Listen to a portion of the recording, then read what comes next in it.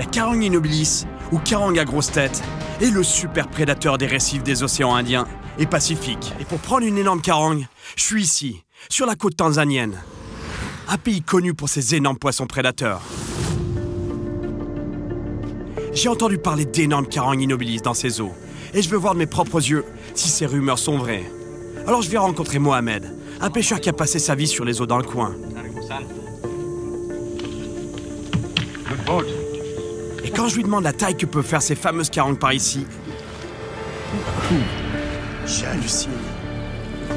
Like this. My God. Really? Karambisi, how big? Kilo 80 kwenda mbele. More than 85 kilos? Na wewe nguvu ukiwa huna, basi anaweza. Mon swahili est assez limité, mais j'en ai assez pour comprendre ce qu'il est en train de me dire. Very strong, hein? They can pull you overboard. Ça ressemble exactement aux histoires que j'ai entendues. Mais je me demande si on peut encore trouver des carangues aussi grosses. Are there still fish this big today? Karambisi. Out at sea, far, in deep water? In the bay, no more. No? All gone? Okay. Asante sana. Respect for a lifelong fisherman.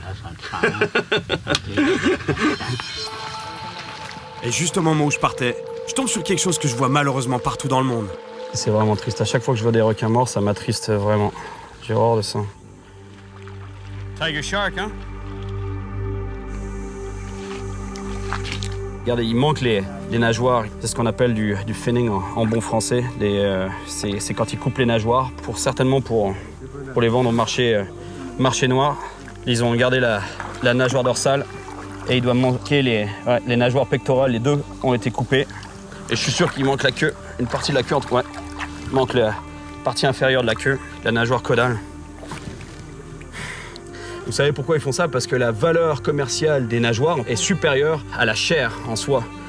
Et en plus, un requin, c'est gros en général, ça prend beaucoup de place dans un bateau, donc c'est pas économiquement valable de le ramener. Donc ils gardent simplement les nageoires et ils balancent le corps par-dessus bord. Un vrai gaspillage. Il y a à peu près 100 millions de requins qui sont massacrés par année, principalement pour le fameux finning. Mais au moins, lui, il va être consommé parce qu'ils ont ramené le corps entier. Donc il va pas être gaspillé. C'est parti, bien plus loin que là où j'ai pu aller jusqu'à maintenant. Des récifs sous-marins, dans une centaine de mètres d'eau, au milieu de nulle part, dans l'océan Indien.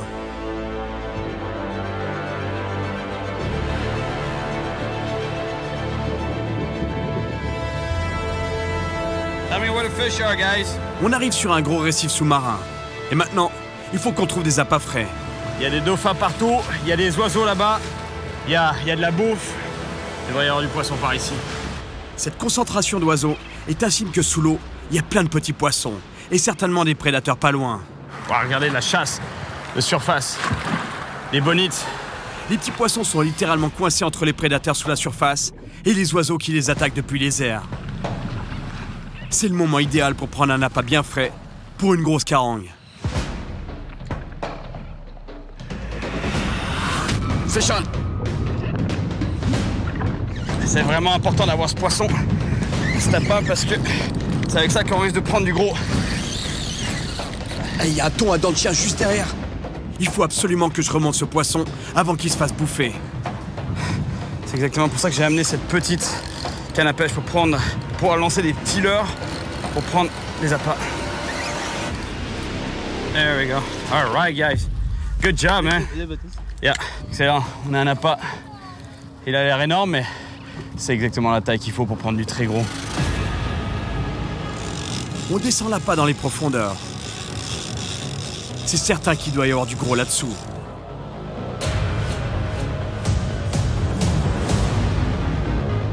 On suit la frénésie alimentaire qui bouge sans arrêt.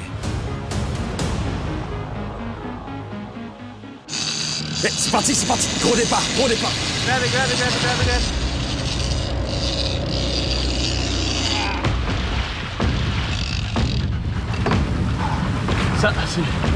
Ça, c'est du poisson sérieux.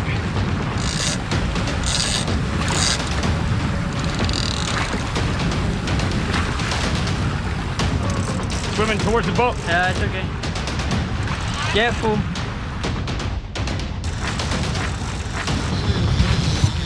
Ça, c'est du lourd. That's in there. Doggy? I don't know, doggy or king mackerel. C'est peut-être un des autres grands prédateurs du coin. Le thon à dents de chien. Le vois là-bas. Super tight. Oh non, c'est un requin. No, shark, man. Ah. God damn. Fausse alarme, c'est un requin. Il faut que je l'approche du bateau pour décrocher l'hameçon et le libérer. Le truc, c'est de le faire sans que personne se fasse mordre. I'm gonna try and get the hook out. I'm gonna try, I don't know if I'm at it. You got it. C'est bon, on l'a décroché. Un requin, c'est vraiment pas ce qu'on voulait. En fait, on voulait même complètement les éviter. Parce qu'ils viennent bouffer notre sol à pas. It took off, huh? It really went down, yeah? I really thought that was it, man. Like a proper fish, huh? Ah, dommage, j'ai vraiment cru que ça y était. Hein.